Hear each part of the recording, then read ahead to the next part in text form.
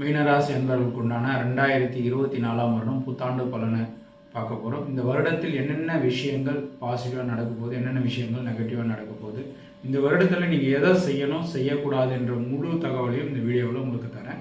அது போகிறதுக்கு முன்னாடி நம்ம ஆதிகுரு சேனலை சப்ஸ்கிரைப் பண்ணிக்கோங்க, பெல் பட்டனை கிளிக் பண்ணிக்கோங்க, 4 பேருக்கு ஷேர் பண்ணுங்கள்.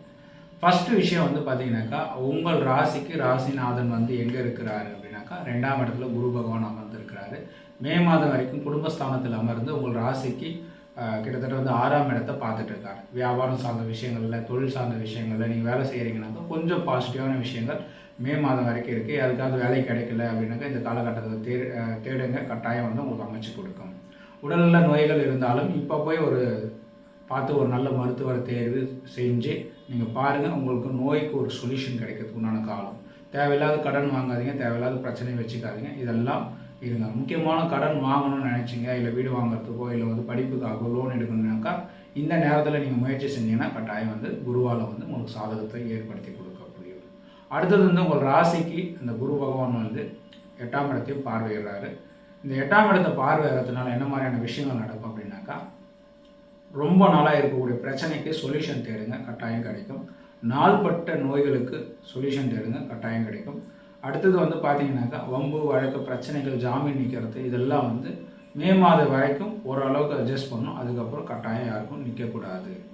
அடுத்தது உங்கள் ராசிக்கு 10ஆம் இடத்துல குருவுடைய பார்வை விழுது. ராசிநாதனே 10ஆம் இடத்துல இருக்கிறதுனால சுய முயற்சியில் ஏதாவது வியாபாரம் தொடங்கணுன்னாக்கா மே மாதத்துக்குள்ளே தொடங்கியிருக்கீங்க, ஓரளவுக்கு பாசிட்டிவாக கொடுக்கும். அதன் பிறகு உங்களுக்கு சற்று மாறும். இப்போ நீங்கள் முயற்சி செஞ்சீங்கன்னா அதனுடைய பலன் மே மாதத்துக்கு அப்புறம் இன்கம் ப்ளஸ்ஸாக கிடைக்கிறதுக்கு வாய்ப்பை ஏற்படுத்தி கொடுக்கும். அடுத்தது உங்கள் ராசிக்கு இப்போ சனீஸ்வரனால 7.5 சனி ஸ்டார்ட் ஆகிருக்கு. இது விரய சனினாங்க, பொருள் விரயத்தை அதிகமாக ஏற்படுத்தி கொடுக்கும்.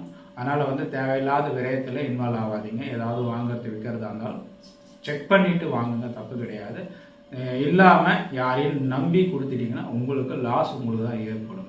இடம் வாங்குறதில்ல, வீடு வாங்குறதில்ல, திருமணம் சார்ந்த விஷயத்தில், இல்லை நகை வாங்குறது, இந்த மாதிரி விஷயத்தில், இல்லை பங்குச்சந்தையில் இன்வெஸ்ட்மெண்ட் பண்ணுறது, முதலீடு செய்கிறது, இந்த மாதிரி எல்லாத்துலேயுமே கவனம் இருந்தால் உங்களுடைய விரயம் மேக்ஸிமம் போகாது.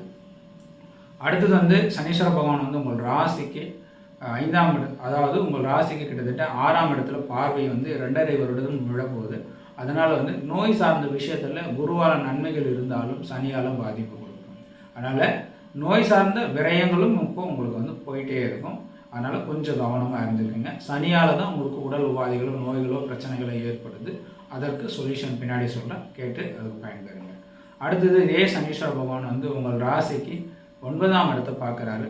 உங்களுக்கு உயர்ந்து போகிறதுலையோ தகுநிலை அடையத்துலையோ இல்லை வேலை செய்கிற இடத்துல கிரெடிட் கிடைக்காமல் இருக்கிறதுக்கு காரணம் சனீஸ்வர பகவான். அதனால் என்ன பண்ணணும் அப்படின்னாக்கா, முடிஞ்ச வரைக்கும் மேல் அதிகாரிகிட்ட கவனமாக இருக்கிறது, தந்தையார்கிட்ட கவனமாக இருக்கிறது, நீங்கள் வேலை செய்யக்கூடிய சுற்று வட்டாரத்தில் தேவையில்லாத பேச்சுவார்த்தைகள் வச்சுக்காமல் இருக்கிறது, பழக்க வழக்கங்கள் ஜென்யூனாக இருக்கிறது, இதெல்லாம் பண்ணிட்டீங்கன்னா பெரிய பாதிப்பு இருக்காது.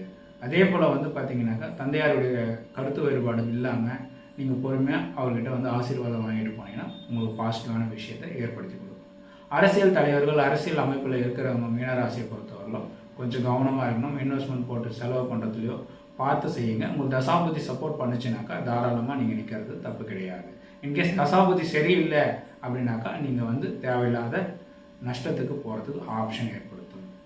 இன்கேஸ் நீங்கள் நிற்கணும் அப்படின்னாக்கா மே மாதத்துக்கு பிறகு குரு அந்த இடத்த பார்க்க ஆரம்பிச்சிடாரு, உங்களுடைய 9ஆம் இடத்தை. அதன் பிறகு வேணால் ஓரளவுக்கு உங்களுக்கு பாசிட்டிவான விஷயத்தை ஏற்படுத்தி கொடுக்கும்.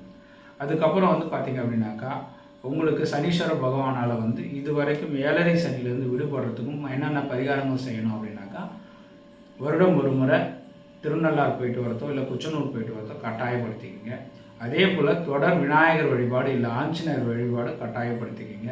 சனிக்கிழமை தோறுமோ அல்லது அவரவர் ஜென்ம நட்சத்திரத்தன்னைக்கு இல்லை அவரவர் பிறந்த ஜென்ம கிழமை அன்னைக்கு விநாயகர் வழிபாடு, சனீஸ்வர பகவான் வழிபாடு செஞ்சிங்கனாக்கா உங்களுக்கு பாசிட்டிவான விஷயத்தை ஏற்படுத்தி கொடுக்கும்.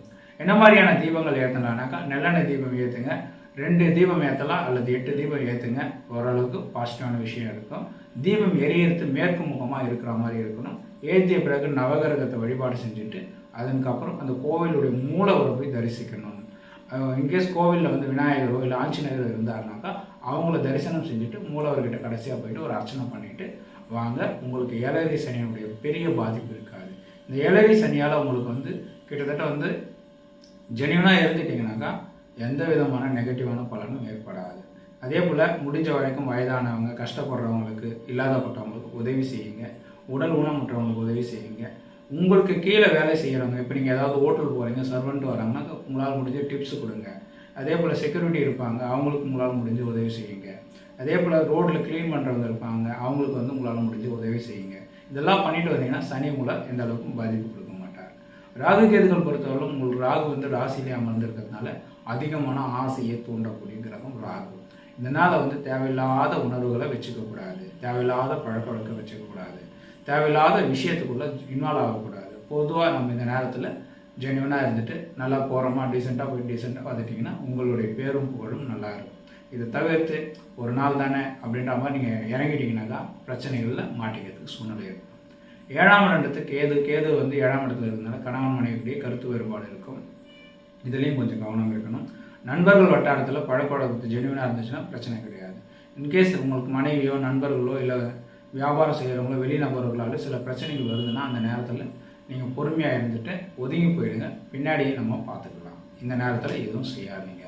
கேதுவால் வந்து அதிகம் பாதிப்பு வரக்கூடாது. மனைவி கணவனுக்கிடையே வந்து கருத்து வேறுபாடு வரக்கூடாது. குடும்பத்தில் ஒற்றுமை இருக்கணுங்க. காலாஸ்தி முடிஞ்ச வரைக்கும் போயிட்டு ஒரு பரிகாரத்தை முடிச்சுட்டு வாங்க. ஓரளவுக்கு குடும்பத்தில் ஒற்றுமை நிகழும். கூட்டு தொழில், கூட்டு வியாபாரம் இருக்கிறீங்க அப்படின்னாக்கா வியாபாரத்தில் வந்து நண்பர்களாலையும் பிரச்சனைகள் ஏற்படுத்தினாலும் காலாஸ்தி போயிட்டு வாங்க. ஒன்று அவர் உங்களை விட்டு ஒதுங்கி போயிடுவார், இல்லைன்னா வந்து சேர்ந்து ஒன்றா செய்கிறதுக்கு சப்போர்ட் பண்ணுவார். சரிங்களா? இதெல்லாம் வந்து பார்த்து செய்யுங்க. ஓரளவுக்கு நல்ல விஷயத்தை ஏற்படுத்தும்.